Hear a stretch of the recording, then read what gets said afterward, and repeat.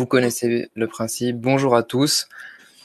Je crois que beaucoup de personnes nous connaissent, mais je vois quelques nouveaux, j'ai l'impression. Donc on va peut-être se présenter. Honneur aux dames. Ah, c'est moi donc.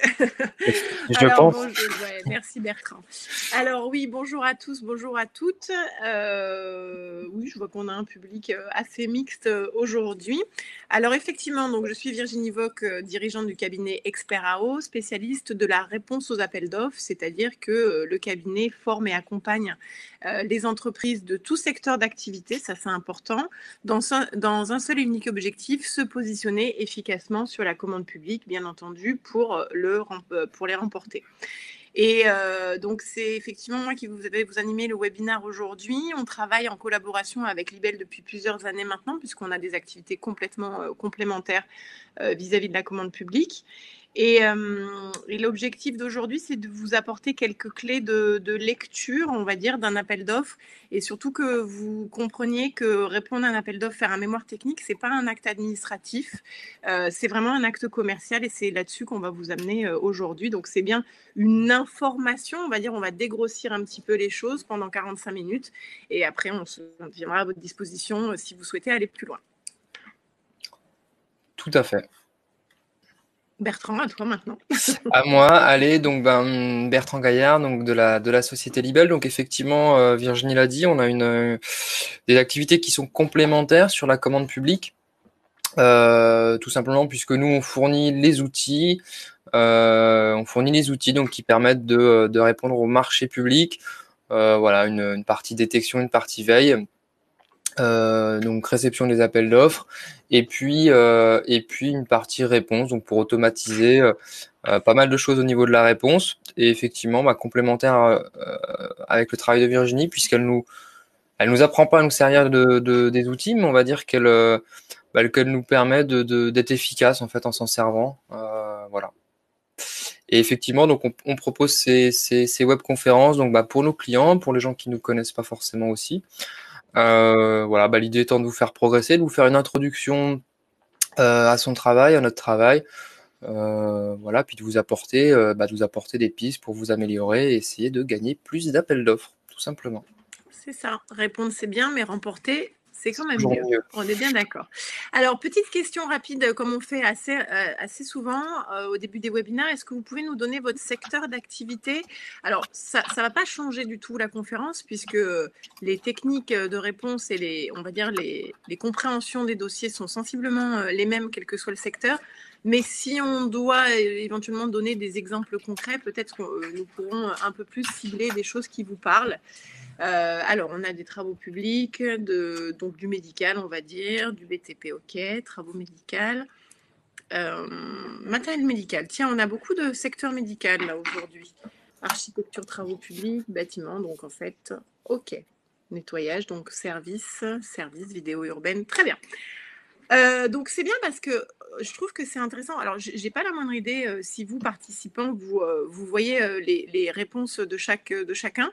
Mais là où je trouve que c'est intéressant, c'est que justement, on a des secteurs d'activité assez diversifiés et ça montre bien que la commande publique, d'accord, merci Julie. Ça montre bien que la commande publique, c'est vraiment pour tous et chacun a vraiment sa place, quel que soit son secteur, qu'on soit dans du travaux, dans du service, dans des marchés de fourniture. Évidemment, donc chacun son métier, hein, bien entendu. Le fond qui va vous être demandé sera différent. Mais sur la forme et sur on va dire l'idéologie et la méthodologie, on va pouvoir vraiment avoir des choses très uniformisées.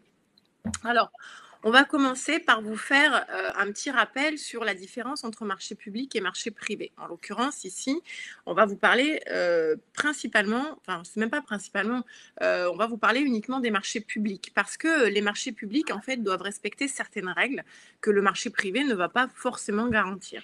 En l'occurrence, on a des textes, une ordonnance, un décret, qui vont garantir dans un premier temps la transparence. La transparence, ça va beaucoup nous servir dans la rédaction d'une offre, puisque la transparence, c'est en l'occurrence qui oblige l'acheteur public à vous indiquer dès le départ quels sont les critères qui vont participer à sa notation. Alors évidemment, il y a une partie de la note qui va être jugée sur le prix, une partie de la note qui va être jugée sur le technique, mais il doit vous donner plus de précision, c'est-à-dire sur le technique, quel est le pourcentage qui sera alloué, par exemple, au délai ou au moyen humain, enfin peu importe. Et l'autre chose qui va aussi être très intéressante dans la commande publique, dans cette notion de transparence, c'est que la transparence oblige l'acheteur à vous donner les informations sur la façon dont vous avez été noté, pourquoi, quelle note avez-vous eu sur chaque critère ou sous-critère et pourquoi. Et ça va vous permettre, alors non pas de faire des procès, oui, ça peut, mais c'est pas l'objectif, mais ça va surtout vous permettre de vous mettre dans une optique d'amélioration continue et de toujours apprendre de vos échecs. Si aujourd'hui vous répondez à un marché privé et que vous ne le remportez pas, vous pouvez éventuellement appeler le donneur d'ordre pour lui demander pour quelles raisons vous n'avez pas été attributaire. Dans la majorité des cas, il va vous dire vous n'étiez pas le moins cher, mais des fois il vous dira oui, votre dossier était intéressant, mais on a préféré travailler avec celui qu'on connaît, rejouer la prochaine fois et vous venez nous rencontrer et peut-être qu'on vous donnera un marché la prochaine fois. Alors en l'occurrence, ça me fait l'enchaînement direct sur cette notion de libre concurrence. J'interviens juste, Virginie, pour j'anticipe la question, parce qu'on nous la pose, à chaque conférence. Vous pourrez télécharger à l'issue de la conférence le support, hein, donc ne vous embêtez pas à noter forcément. Vous aurez accès au support à la fin. Alors, je profite de cette aparté parce que du coup, ça m'a permis de regarder les questions. Je vois que certaines personnes me disent pas suffisamment d'explications, il faut insister, etc. Oui, évidemment. En fait, l'obligation de l'acheteur, c'est à minima de vous dire que vous n'avez pas été retenu. Point final. Si vous ne demandez rien, vous n'aurez rien. En revanche, si vous demandez le rapport d'analyse des offres, qui va vous donner la note détaillée avec les commentaires, ils sont obligés de vous le communiquer dans un délai de 15 jours. Alors, il faut effectivement demander les bonnes choses, demander le rapport d'analyse des offres dans le cadre des règles de transparence de la commande publique, et vous êtes sûr de l'avoir. Peut-être que certains vont oublier de vous l'envoyer ou des choses comme ça, mais demandez-le systématiquement et il est extrêmement rare qu'ils retiennent l'information si vous demandez la bonne chose, qu'on soit bien d'accord. Souvent, on vous donne, souvent, on vous donne des informations extrêmement extrêmement minimales. On vous donne le nom de l'attributaire avec le montant auquel était remporté le marché. Des fois, on va vous donner vos notes. Mais j'insiste toujours sur le fait qu'avoir les notes brutes, ça ne sert à rien. Que vous sachiez que vous avez eu 40 sur 60 en mémoire technique, ça va vous donner une info, mais ça vous donne pas l'information qu'il vous faut. Il faut savoir pourquoi vous n'avez pas eu les 60 points requis, où est-ce que vous avez perdu ces 20 points, de façon à pouvoir vous améliorer. C'est ça qui est essentiel. Ensuite, oui, Bertrand. Je rebondis sur ce que dit Aurélie. Ils oublient. Oui, effectivement, il y a la théorie, il y a la pratique. Chez Libel, on voit passer, je sais pas, c'est un peu plus de 3000 appels d'offres par jour. Effectivement, il y a des acheteurs qui vont pas jouer le jeu. Clairement, enfin, il faut pas se voiler la face. Il y en a qui jouent pas le jeu. Et donc qui vont pas vous donner, qui vont oublier, qui vont perdre la lettre. Enfin voilà. Mais voilà, il faut le demander à ceux qui jouent le jeu, hein. Effectivement, ceux qui jouent pas le jeu, ça sert pas à grand chose, on va dire. Ça, de toute façon, on peut pas savoir qui joue le jeu, qui joue pas le jeu tant qu'on ne demande pas. En tout cas, une chose est sûre, c'est qu'il faut faire une demande écrite avec une certaine traçabilité. Donc, vous pouvez faire un mail avec accusé de réception, vous pouvez faire un courrier recommandé avec accusé de réception. Aujourd'hui, en règle générale, quand ils reçoivent une demande d'une entreprise, en fait, souvent, ils tardent un peu à répondre tout simplement parce qu'ils ont peur du recours. Ils ont peur de l'interprétation qui vont être faites de ce qu'ils écrivent. Mais ça, j'ai envie de dire, ce sera évidemment du cas par cas. Mais en tout cas, demandez-le et dans la majorité des cas, vous aurez l'info et vous verrez à quel point c'est enrichissant. Ce que je peux aussi dire, c'est des fois évidemment de le faire par courrier, qu'il y ait une trace, mais aussi des fois, une fois qu'ils vous ont répondu par courrier, de pas hésiter à les appeler en fait, parce que ils vont peut-être justement oser vous dire plus de choses par téléphone où ce sera pas des choses écrites que par courrier en fait. Alors juste parenthèse, Bertrand, par téléphone, ils n'ont rien le droit de dire. Donc, après la consultation, j'entends.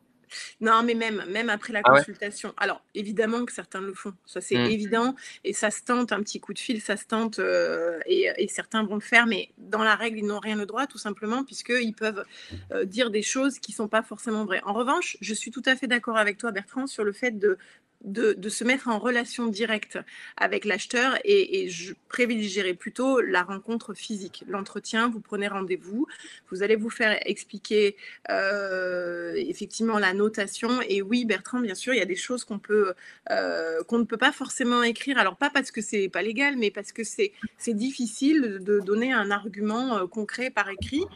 Tout comme vous, quand vous répondez, c'est difficile d'expliciter une méthodologie par écrit ou des choses comme ça.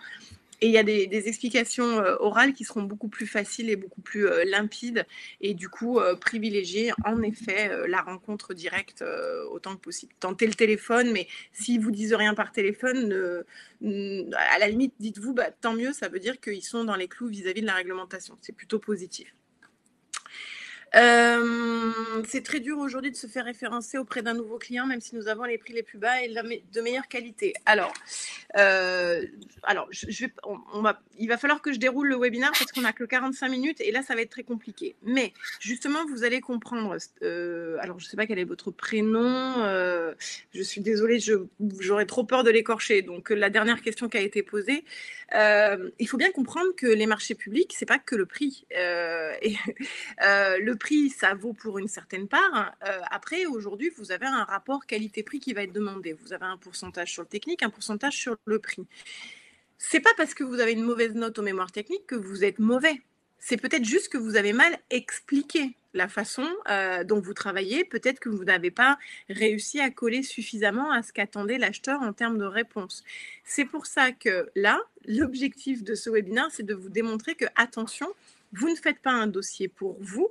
Les mauvaises notes ne vont pas, il ne faut pas que vous les preniez mal dans le sens je n'ai pas remporté par rapport à mon concurrent qui est moins bon que moi.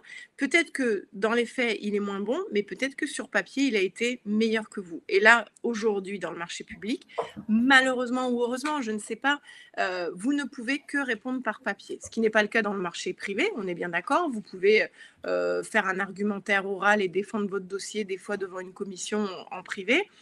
Mais en public, malheureusement, il n'y a que le papier qui va compter. Donc l'objectif, c'est d'être le meilleur sur papier. Évidemment, il vaut mieux que la réalité suive aussi.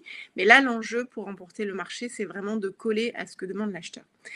Je continue sur les grands principes de la libre concurrence. Alors, je voulais faire un enchaînement avec la transparence, mais du coup, j'ai complètement oublié quel était l'enchaînement, c'est pas grave. Alors, la libre concurrence, en fait, si vous voulez, c'est le fait que l'acheteur public n'a pas le droit de faire de discrimination dans l'attribution de son marché, qu'elle soit positive ou négative, envers une certaine catégorie d'entreprises. C'est-à-dire qu'il ne peut pas privilégier une entreprise parce qu'elle fait plus de chiffre d'affaires, il ne peut pas privilégier une entreprise parce qu'elle est locale, il ne peut pas interdire l'accès à une entreprise parce que, par exemple, elle a une forme juridique qui ne l'intéresse pas. Ça n'est pas possible. Après, évidemment, l'acheteur a le droit d'avoir des exigences en termes de niveau de qualité. Ça, c'est évident que, un peu comme un CV, quand vous passez un entretien de recrutement, si vous n'avez aucune expérience, aucune formation et que vous ne donnez aucune garantie, quelque part, évidemment, probablement que votre lettre de motivation ne sera pas lue. C'est un peu le même principe. Après, le troisième grand principe de la commande publique, c'est l'égalité. L'égalité de traitement des candidats. Tout le monde va être jugé. Alors, tout le monde va devoir produire les mêmes pièces, tout le monde va devoir répondre à la même date, heure limite de réponse. Et tout le monde sera jugé sur les mêmes critères. Et là, en fait, dans la transparence, l'égalité et la libre concurrence, ce qu'il faut bien comprendre, c'est qu'au départ, l'acheteur doit définir une grille qui va être pour vous une grille de lecture et qui pour lui va être une grille d'analyse. Et cette grille-là, elle est annoncée dès le départ, dès que la consultation est lancée, et il ne pourra plus en changer. Et au titre de l'égalité, il n'est pas question que l'acheteur en cours de route se dise « Ah mais oui, mince, j'avais pas pensé à noter ce critère, j'ai un candidat qui me donne un argument qui m'intéresse, je vais noter ce critère-là alors que je ne l'avais pas prévu », eh bien ce serait contraire à l'égalité de traitement des candidats. Donc c'est vraiment ça, c'est très important. Aussi qualitatif que soit votre réponse en termes techniques, si vous voulez, par rapport à ce que vous faites en règle générale, si vous ne rentrez pas dans les cases, vous risquez d'avoir une mauvaise note. Et ça, c'est vraiment très, très important de le comprendre. Alors, un acheteur, quand il va recevoir des offres, il va avoir un certain nombre d'étapes avant de pouvoir choisir son attributaire. Déjà, il y a une chose que je vais mettre aussi ici pour que vous réfléchissiez bien à ça et toujours vous mettre à la place de la personne qui va lire votre dossier. Dites-vous que vous, quand vous répondez à un appel d'offres, ça vous prend du temps. Clair, hein, on ne va pas se leurrer, répondre à un marché public, ça ne met pas 3 minutes. C'est un investissement en termes de temps pour un résultat qui n'est pas certain puisque il y en a toujours un seul, il n'y en a qu'un seul qui va remporter. Par contre, l'acheteur, lui, il va recevoir un certain nombre de réponses. Imaginez, j'ai vu qu'on avait des entreprises de travaux, imaginez un marché de travaux sur lequel il y a 10 ou 15 lots et que sur chacun des lots, il n'y ait que, 5 entreprises qui répondent. Eh bien, l'acheteur, lui, il va avoir 50 à 60 à 70 dossiers à analyser. Donc, plus vous allez lui faciliter la lecture, mieux ce sera. Ensuite, l'acheteur, lui, il va devoir éliminer un certain nombre d'entreprises en fonction de certains critères. Par exemple, il y a des entreprises qui vont être éliminées parce qu'elles n'ont pas répondu, elles n'ont pas présenté toutes les pièces qui étaient demandées dans le règlement de consultation. Ça, ce sont des offres irrégulières. Il y a des offres qui vont être éliminées parce qu'elles sont suspectées d'être anormalement basses. Alors, anormalement basse, c'est quand on est vraiment dans une incohérence économique. L'acheteur doit demander des justifications à l'entreprise. Si l'entreprise ne peut pas justifier son prix bas par autre moyen que je ne déclare pas mon personnel, par exemple, évidemment, elle sera éliminée. Et autre motif d'exclusion aussi, ce sont les offres qui sont à l'inverse, on va dire. Alors, ça ne s'appelle pas comme ça s'appelle des offres irrecevables, mais des offres anormalement hautes, enfin pas anormalement, mais en tout cas trop hautes par rapport au budget, où là aussi, l'acheteur va pouvoir les éliminer puisqu'il n'aura pas l'argent de toute façon pour les payer. Autre chose, il y a un autre cas aussi de rejet possible, c'est quand vous proposez des solutions qui vont être différentes, qui vont être une variante par rapport au cahier des charges. Si l'acheteur au départ n'a pas autorisé les variantes, eh bien vous serez éliminé à la lecture de votre proposition, aussi bien soit-elle, parce que vous avez dérogé au cahier des charges et au titre de l'égalité de traitement des candidats, on ne peut pas accepter qu'un candidat réponde sur d'autres éléments que ce qui était prévu au départ, puisque sinon ce serait un petit peu n'importe quoi, chacun fait ce qu'il veut et on n'est plus du tout dans les clous par rapport aux garanties de la commande publique. Ensuite, je vous disais tout à l'heure que l'acheteur n'a pas le droit d'interdire l'accès à ces marchés à une catégorie d'entreprise, mais il peut exiger un niveau minimum de capacité. Donc là, les critères de capacité, en général, c'est ce qu'on vous demande dans la candidature. Vous allez devoir justifier d'un chiffre d'affaires, de vos effectifs, de votre matériel technique, de vos références sur les 3 ou 5 dernières années en fonction de ce qui vous est demandé. Là, évidemment, c'est pour savoir si vous seriez apte à absorber le marché en cas d'attribution. Ça ne sert à rien d'analyser une offre d'une entreprise qui n'a aucune référence et qui fait un chiffre d'affaires de 15 000 euros par an quand un marché fait 600 000 euros par exemple. Bon, volontairement, je prends une fourchette extrêmement large, mais c'est pour vous caricaturer un petit peu le trait. Et puis viennent ensuite ces fameux critères d'attribution. Alors, ces critères d'attribution, c'est important, ils sont à chaque fois différents. Vous ne pouvez pas vous permettre de faire toujours la même réponse sur l'ensemble des marchés, puisque les critères d'attribution vont être à chaque fois différents. On aura toujours une partie pour le prix, on aura toujours une partie pour le technique, mais dans les sous-critères techniques, chaque acheteur va avoir ses propres attentes. Et même si vous avez l'impression que c'est toujours la même chose, qu'on vous demande toujours les moyens humains, les moyens techniques, la méthodologie, le planning prévisionnel, eh bien, il y aura des ratios différents. Parfois, certains acheteurs vont avoir 20% de la note pour le délai, 10% pour la méthodo, 5% sur les moyens humains. Et puis un autre, il va avoir des critères qui vont être dispatchés, on va dire, de façon différente. C'est ça qui doit vous aider à doser votre argumentaire et à donner le maximum d'informations le plus clairement possible dans les critères qui vont être importants. Alors, ce qui est primordial aussi, c'est de ne pas justement en donner trop. Ça, je vous le redis à la fin. Là, je vous passe le slide de choses que je vous ai déjà dites, mais je rajoute d'autres choses. Ça, vous verrez, je vous le dis à la fin. Déjà, n'ayez pas le syndrome du volume du dossier. Alors, aujourd'hui, il n'y a plus de papier, donc ça nous sauve un petit peu. Parce qu'à l'époque où il y avait du papier, les entreprises qui faisaient des dossiers de moins de 5 cm d'épaisseur, elles étaient frustrées. Or, ce n'est pas du tout comme ça que ça fonctionne. Un acheteur, il n'a pas besoin d'avoir du volume, il a besoin d'avoir du contenu. Si vous proposez un dossier technique de 6 pages ou 5 pages, mais qui répond clairement à ce qui est attendu, vous aurez la possibilité d'avoir le maximum de points. Si vous donnez 40 pages ou 25 pages, je parle hors annexe, hein, bien entendu, mais qui répondent, en fait, qui donnent tout ce que vous savez faire, mais qui ne précisent pas, qui n'indiquent pas à l'acheteur où il va trouver les informations qui l'intéressent, vous avez de fortes chances d'avoir une note bien moins qualitative. Donc ça, c'est important aussi de bien doser et de se mettre à la place de l'acheteur qui, je vous le rappelle, va avoir peut-être 50 ou 60 dossiers à analyser. Qui plus est, 9 fois sur 10, il n'est pas spécialiste de votre métier.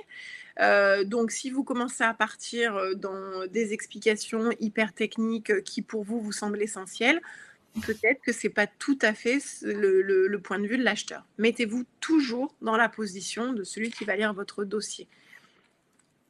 Alors, donc les critères de jugement des offres, ce que je vous disais, ils sont à chaque fois différents. Alors évidemment, l'acheteur doit les choisir au départ et il doit faire en sorte que ce soit des critères qui soient impartiaux, hein, qui ne vont pas amener à fermer la concurrence. C'est la raison pour laquelle, par exemple, dans les critères de notation des offres, on ne retrouvera jamais le chiffre d'affaires. Le chiffre d'affaires, ce sera dans la candidature pour vérifier si vous êtes suffisamment solide pour absorber le marché.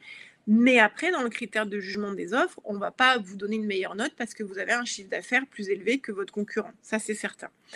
Dans certains cas très précis, on peut avoir les références dans les critères de jugement des offres, principalement quand ce sont des métiers assez techniques et qu'évidemment, il faut justifier d'une certaine expérience pour réaliser, on va dire, le plus correctement le marché. Mais en règle générale, les références ne doivent pas faire partie des critères de jugement des offres, puisque ce serait discriminatoire de considérer qu'une entreprise qui a 40 références travaille mieux qu'une entreprise qui en a 25, alors qu'en fait, on peut avoir très bien 10 très bonnes références et 60 mauvaises références, et ça ne veut pas dire que l'un est meilleur que l'autre. Bertrand, n'hésite pas à me couper. Hein, si, Non, je te laisse parce que on a pris un petit peu de temps au début, donc D'accord. vas-y. Voilà, donc en fait, quelques exemples de critères de jugement des offres, alors qui sont quand même laissés libres au choix de l'acheteur, mais qui doivent être dans ces catégories qui sont proposées par le Code de la commande publique et encore une fois, non discriminatoires. Alors, aujourd'hui, on parle d'offre économiquement la plus avantageuse. Donc Bertrand, quand je dis offre économiquement la plus avantageuse, qu'est-ce que ça t'inspire? Qu'est-ce que tu entends là-dedans? Bah, normalement, c'est l'offre qui a le meilleur rapport qualité-prix, pas forcément la moins chère, mais le meilleur rapport, on va dire. Enfin, pour moi, c'est le meilleur rapport.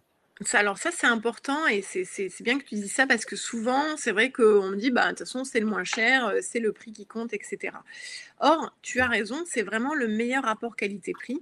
Et ce rapport qualité-prix, en fait, il va être différent en fonction des pondérations que l'acheteur aura choisies. Ici, on a un exemple d'un marché avec un ratio 60% sur le prix, 40% sur le technique. Non, c'est l'inverse. 60% sur le technique, pardon, 40% sur le prix.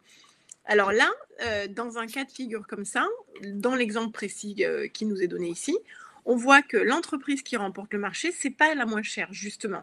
Elle a proposé donc l'offre A, elle a fait une offre à 120 000 euros. Elle a un mémoire technique qui a bénéficié d'une note presque parfaite, 9 sur 10, repondérée sur 60, ça lui fait 54 sur 60. Et le rapport qualité-prix, c'est bien effectivement la note technique additionnée à la note prix et qui nous donne donc du coup une note globale. Si on avait mis effectivement un ratio inversé, 40 sur le technique du coup et 60 sur le prix, peut-être que ça aurait été effectivement l'offre numéro B qui serait passée, l'offre B qui serait passée en tête. Ça, c'est très important à chaque fois avant de commencer à rédiger votre offre et même, j'ai envie de dire, avant de décider de répondre, c'est important de le prendre en considération.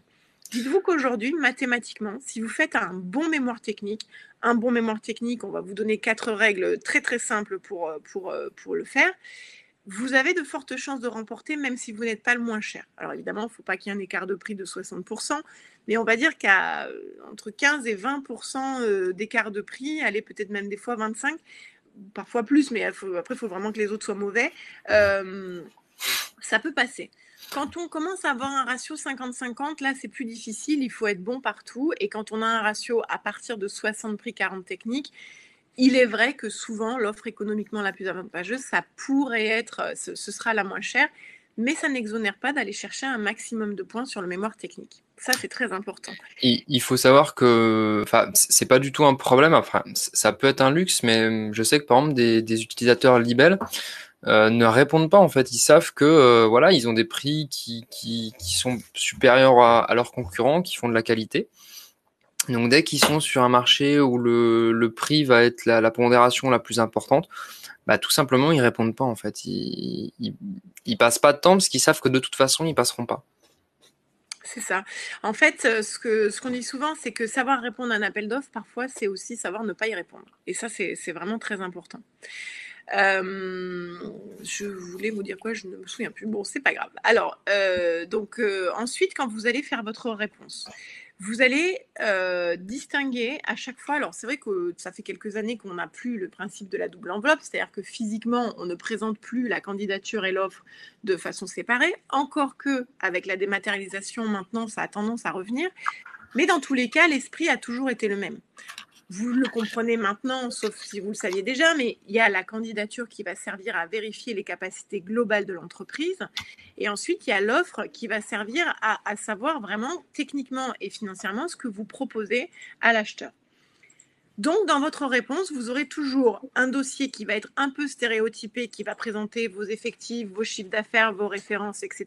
Et là, en effet, ça peut toujours être le même puisque globalement, c'est vous, c'est votre identité, vous n'allez pas la changer sur chaque marché.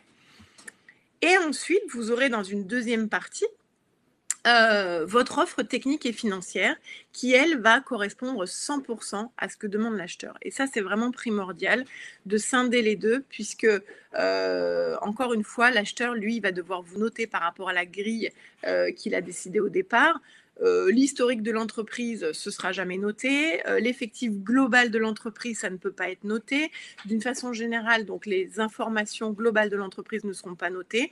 Par contre, ce que vous proposez de mettre en place techniquement pour le marché, là, bien sûr, ça fera partie de la grille de notation et bien sûr l'offre de prix. Voilà. Oui, ce que je voulais dire, c'est ça, c'est que je rencontre souvent parmi mes clients le même défaut, c'est que les personnes investissent énormément de temps dans la construction du prix et délaissent complètement le temps nécessaire pour rédiger l'offre technique. Encore une fois, comme le disait Bertrand, en fonction du ratio, en fonction de votre politique tarifaire, etc., dosez l'effort. Je ne dis pas qu'il ne faut pas passer de temps sur le prix. Évidemment qu'il faut passer du temps sur le prix parce qu'il ne faut pas se tromper. Si vous êtes attributaire, il ne faut pas avoir sous-évalué. Mais dites-vous que le mémoire technique est à minima aussi important, si ce n'est plus. Et donc, ne négligez pas cette partie-là. Ne déléguez pas, pour les chefs d'entreprise qui auraient tendance à le faire, ne déléguez pas la rédaction du mémoire technique à 100% à une personne qui n'est pas technicienne. J'ai souvent tendance à dire que la rédaction d'un bon mémoire technique, c'est quelque chose qui se fait à minima à 4 mains. Il faut une personne qui soit dans la technique pour donner les infos sur la méthodologie, les matériaux, etc. Et une personne qui soit, on va dire, plus dans la construction, dans la logique et dans l'apport, on va dire, entre guillemets, naïf, qui va permettre à l'acheteur d'accéder plus facilement aux informations. Alors, j'ai quelqu'un qui me dit on utilise de plus en plus les fiches raw format. Je ne sais pas ce que c'est. Ça doit être des fiches techniques spécifiques aux pharmacies. Alors, au secteur médical. Je voulais juste vous dire aussi, si vous avez un mémoire technique qui est proposé sous forme de cadre, s'il y a un cadre pour le mémoire technique, dites-vous qu'il n'y a que le cadre qui sera noté. Donc, ne vous embêtez pas à rajouter un autre mémoire technique à côté et surtout, ne faites jamais de renvoi à votre mémoire technique. L'erreur, c'est j'ai un cadre, je vais prendre la réponse 1 du cadre et je vais mettre voir page 12 de mon mémoire technique. Ne faites jamais ça. Vous serez éliminé. Parfois même, il est noté que c'est éliminatoire. Et si ça ne l'est pas, il est évident que l'acheteur, vous n'allez pas le mettre dans de bonnes conditions. Mettez-vous à sa place. Vous avez besoin d'évaluer 3 devis sur un secteur d'activité que vous ne maîtrisez pas pour faire un achat dans votre professionnel. Si les gens vous disent « allez voir mon catalogue en page temps », ça va peut-être pas vous faire plaisir si vous avez posé une question concrète. Mettez-vous encore une fois toujours à la place de l'acheteur. Donc ça sous-entend, si je continue sur cette théorie, sur cette méthodologie, ça sous-entend que vous allez devoir proposer 2 dossiers séparés. Un dossier qui présentera vos savoir-faire, vos capacités d'une façon générale, qui sera du déclaratif, il y a le DUM, mais on peut faire une annexe un peu plus vendeuse. Et vous aurez à chaque fois un mémoire technique qui sera différent, qui sera personnalisé, qui va s'adresser à l'acheteur et qui va lui expliquer les conditions de mise en œuvre que vous envisagez pour réaliser son marché. Pas les marchés en général, mais son marché. Donc, ces fameuses 4 règles dont je vous parlais tout à l'heure, elles sont ici. Si vous voulez aller chercher le maximum de points sur votre mémoire technique, il faut d'abord répondre aux questions. Les questions, ce sont les critères de notation. On vous note sur les délais, on vous note sur ci, on vous note sur mi. Répondez à chaque question. Ne vous faites pas plaisir, faites plaisir à l'acheteur. Deuxièmement, personnalisez la réponse. Encore une fois, mettez-vous à sa place.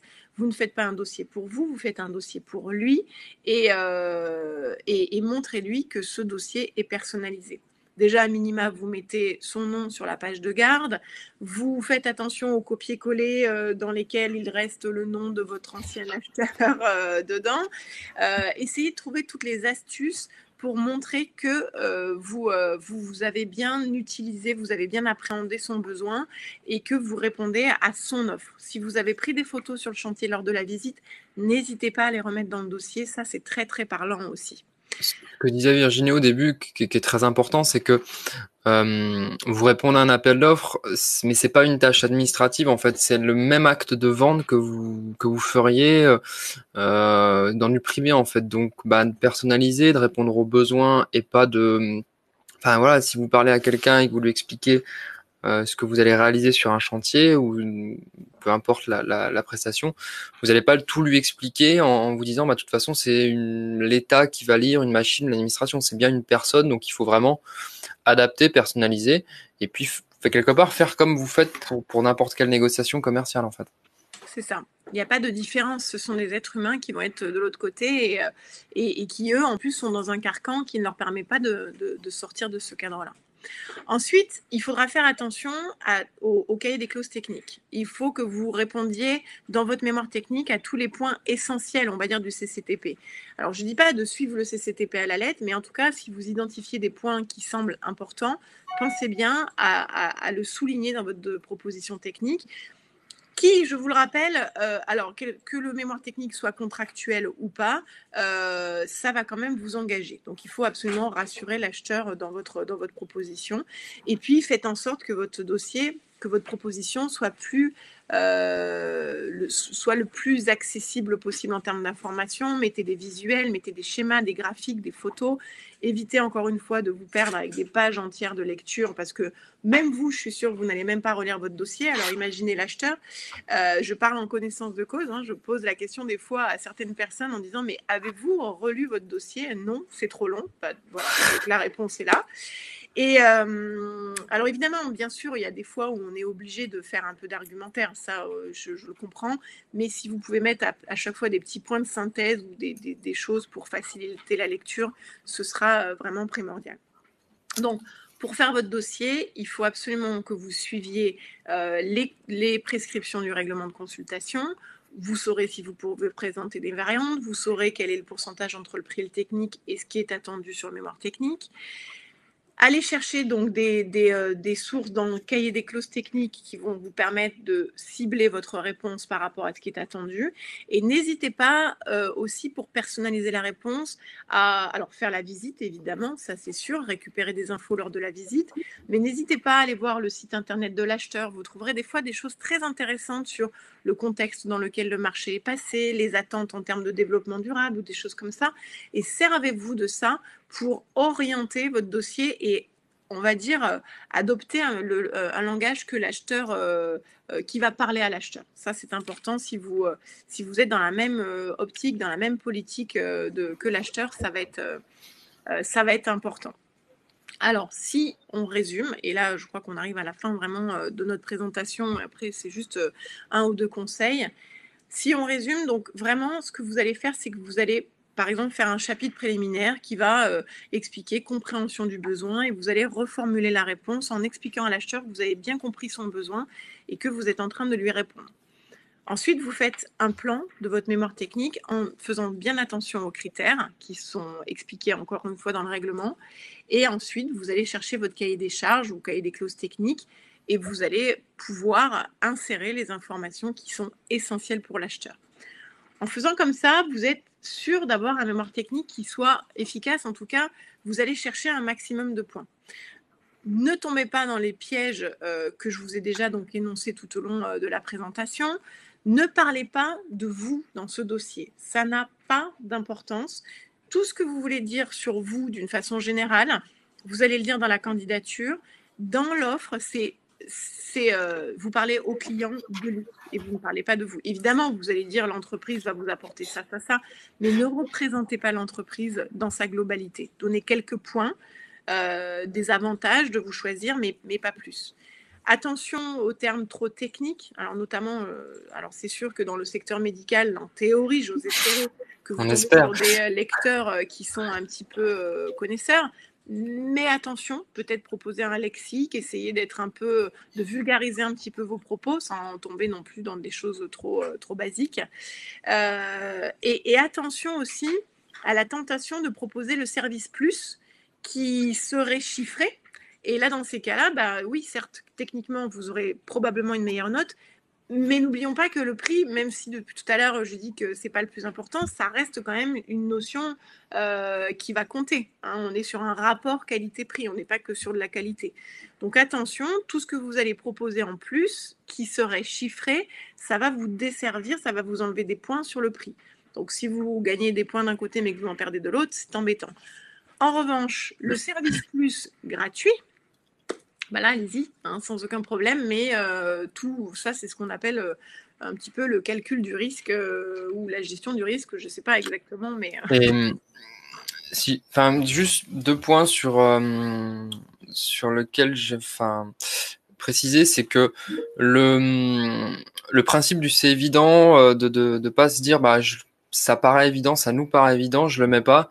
Il y a un des principes en fait dans la commande publique, dans la réponse à un appel d'offres, c'est que un acheteur peut pas vous donner de points, peut pas vous noter sur quelque chose que vous n'écrivez pas. On donne souvent l'exemple des sociétés qui disent voilà, je suis du coin, donc c'est intéressant. Si vous le mettez pas et si vous expliquez pas pourquoi c'est bien, l'acheteur pourra pas, même s'il a envie, il pourra pas vous favoriser sur ce point-là. Donc notez bien tout ce qui peut vous rapporter des points, sinon l'acheteur pourra pas vous en donner, même s'il a envie de le faire.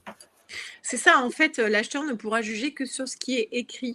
Et de la même façon, à l'inverse, une entreprise qui aurait mal exécuté un marché précédent ne pourra pas être discriminée, je ne sais pas si on dit ça comme ça, en tout cas sous-évaluée, sous prétexte que...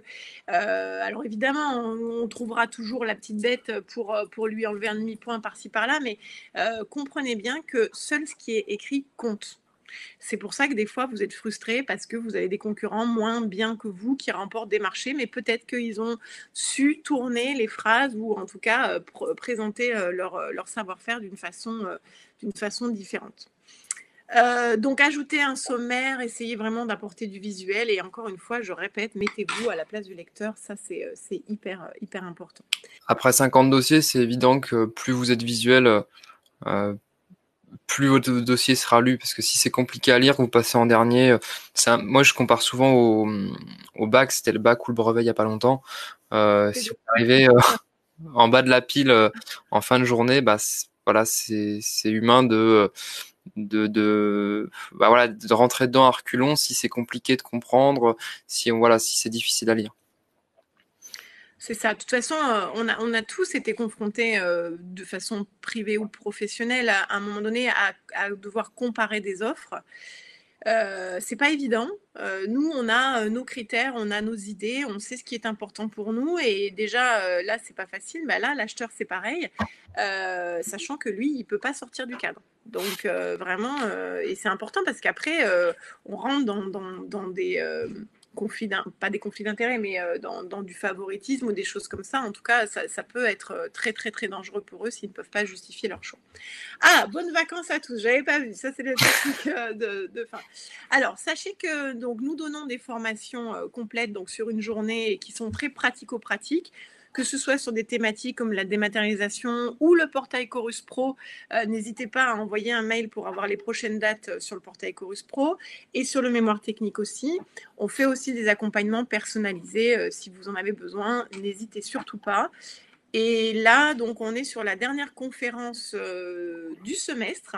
On reprendra à la rentrée en septembre, je crois. Je ne sais, on n'a pas encore le calendrier, mais on vous communiquera le calendrier, bien entendu. Difficile de compléter les questionnaires concernant le développement durable. Ah, bah ça, on en parle beaucoup aussi pendant les formations.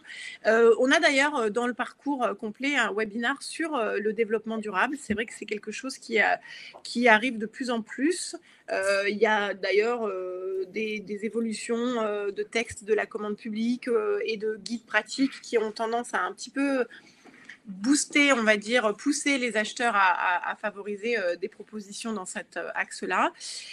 Encore faut-il comprendre ce qu'est le développement durable. Alors évidemment, en 1 minute 15, c'est un peu compliqué de tout vous expliquer, mais dites-vous que le développement durable, c'est pas que la gestion des déchets. C'est pas que l'utilisation des ressources renouvelables. C'est pas que C'est pas que l'aspect écologique en fait. Voilà. C'est ça. C'est pas que ça concerne pas que l'écologie. Il y a deux autres points qui sont importants à prendre en compte en fait. Qui sont Qui sont à voir dans la prochaine. Non, c'est vrai qu'il y a l'impact économique et puis sociétal en fait. Il me semble que c'est ça. Ouais, Corrige-moi si c'est pas ça. Mais c'est les choses. Il me semble qu'on a une conférence dessus qu'on. Oui, on a un webinaire complet là-dessus, mais c'est vrai que en fait, globalement, le développement durable, c'est la façon dont vous gérez votre entreprise pour la faire avancer, mais en prenant en considération ce qu'on appelle les parties prenantes, c'est-à-dire tous les gens qui pourraient être impactés par des conséquences positives ou négatives de votre activité. Donc, ça va être vos clients, ça va être vos salariés, ça va être vos fournisseurs, ça va être effectivement l'environnement au sens écologique du terme, mais effectivement, quand Bertrand parle de sociétal, c'est l'environnement au sens économique et social ou sociétal, on va dire, du terme. Et donc, dans les critères de développement durable, certes, il y a tout ce qui touche à l'économie, à la gestion des déchets, etc., l'économie, à l'écologie, mais il y a aussi tout ce qui est insertion, politique sociale, formation, politique qualité, certification, tout ça, en fait, ça rentre dans ce qui est le développement durable. L'exemple qu'on voit souvent, c'est voilà un produit, je sais pas, un vêtement qui est fait de manière bio en termes de matériaux, mais qui est fabriqué, cousu par des enfants à l'autre bout du monde. C'est pas du développement durable en fait. C'est ça. Parce que là, en fait, la question en tant que distributeur, mais donc vous êtes dans les produits pharmaceutiques, c'est ça? La personne qui a posé la question.